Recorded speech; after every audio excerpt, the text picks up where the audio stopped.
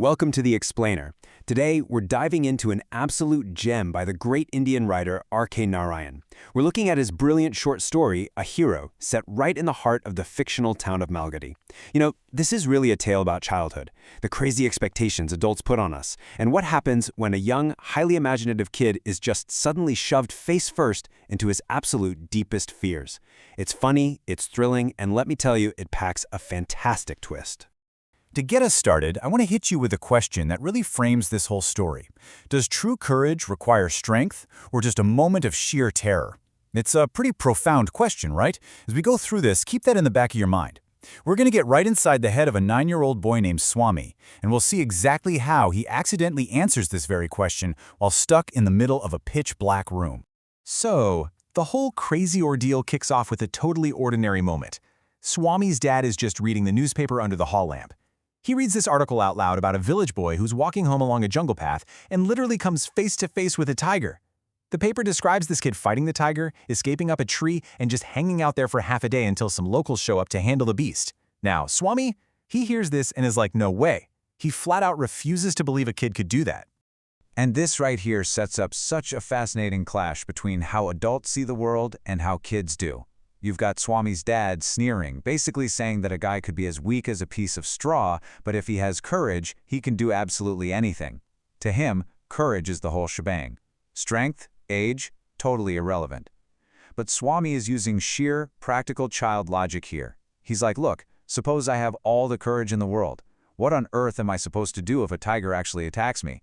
In his mind, there is just no way the person in that newspaper was a kid. It had to be a grown-up. Moving right into Part 1, A Terrifying Proposition, and The Father's Challenge. Well, this little disagreement doesn't exactly sit well with dear old dad. He decides to test his theory out on his son, throwing down what Swami considers a completely terrifying proposition. His dad challenges him. Actually, no, scratch that. He outright commands him to prove his bravery by sleeping completely alone tonight in the dad's office room. For a boy who literally sleeps beside his granny every single night in the hallway, the mere thought of changing that routine keeps him up trembling. It's such a stark contrast. On one side, Swami has this warm, super protective, maybe slightly overbearing setup with his grandmother and mother. On the other, you've got his strict father who genuinely thinks it's disgraceful for a kid his age to still be sleeping next to his granny like a toddler. So when bedtime rolls around, his dad just appears like a ghost in the dim light, rolls up Swami's bed, and hauls him off to the cold, dusty independence of that office, totally ignoring his mom and granny begging him to stop. But hey, Swami doesn't go down without a fight. He tries this whole series of panicked, desperate, and honestly hilarious escape tactics. First up, he pulls the blanket over his head and starts loudly snoring, pretending to be fast asleep. When Dad doesn't buy that, Swami tries a massive pivot. He fakes this sudden huge enthusiasm and starts shouting about how his cricket club is buying brand new bats and balls. Then, as he's literally being dragged away, he tries begging, claiming the office is way too dusty and probably full of scorpions behind all those law books. But man, his dad's stubbornness is off the charts. The absolute best deal Swami can extract is permission to just leave the office door open. Which brings us to Part 2, the dark, ghostly night, alone with fear. So, just like that, Swami is left all alone in the dark, feeling completely cut off from the rest of the world. He's miserable, he's angry, and he absolutely hates that newspaper for ever printing the tiger story in the first place. As it gets later and the house goes completely dead silent, we get a front row seat to the sheer power of a kid's imagination, and it turns this quiet, boring office into an absolute chamber of horrors. First, the silence just feels so heavy, right? It's amplified by the ticking of the clock and those creepy, vague humming noises bugs make at night.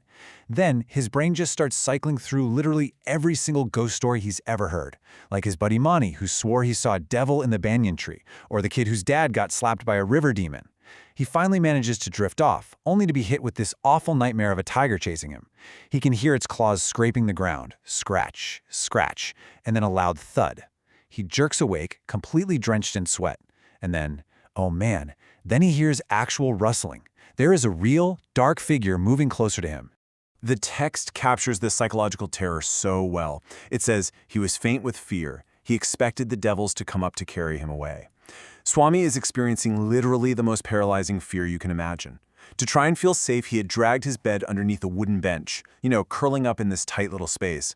But as that dark figure keeps inching closer and closer, Swami is 100% convinced that this is it. It's game over. The devil is finally here to get him. And here we go into part 3, an accidental hero, and the climax in the shadows.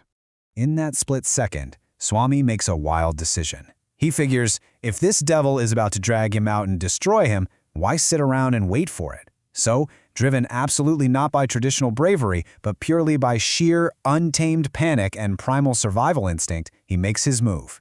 He scrambles out from under that bench, grabs the dark figure as hard as he can, and basically uses his teeth as a weapon. Suddenly, this huge, agonized scream totally shatters the quiet night. "Ayo, something has bitten me!" And that's immediately followed by a massive crash as the guy tumbles into all the office furniture. Instantly, the whole house erupts into chaos. His dad, the cook, and a servant come sprinting into the room with a lamp. And guess what they find? They pile onto a burglar who's writhing on the floor with a bleeding ankle.